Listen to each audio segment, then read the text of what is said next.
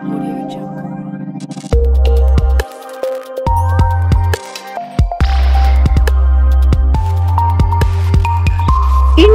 TV9 news Maharashtra.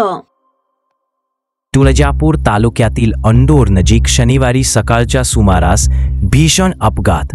Andur येथील hotel national Umarga चिवरी पापीजवळ धावत्या cruiser गाडीचे टायर फुटल्याने झालेल्या भीषण अपघातात 4 जणांचा मृत्यू झाला असून 5 जण गंभीर जखमी झाले आहेत। मृतांमध्ये 3 महिलांचा समावेश आहे।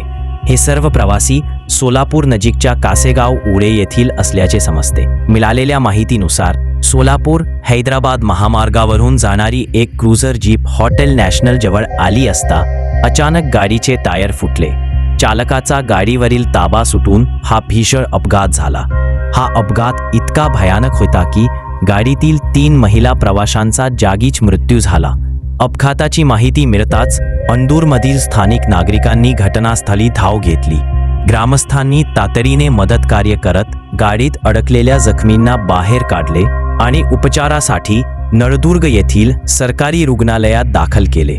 मात्र रुग्णालयात नेत असताना आणखी एका जखमी प्रवाशाचा मृत्यू झाला। त्यामुळे अपघातातील एकूण मृतांची संख्या 4 वर पोहोचली आहे। नळदुर्ग पोलीस घटनास्थळी दाखल झाले असून पंचनामा आणि पुढील तपास सुरू आहे। या घटनेमुळे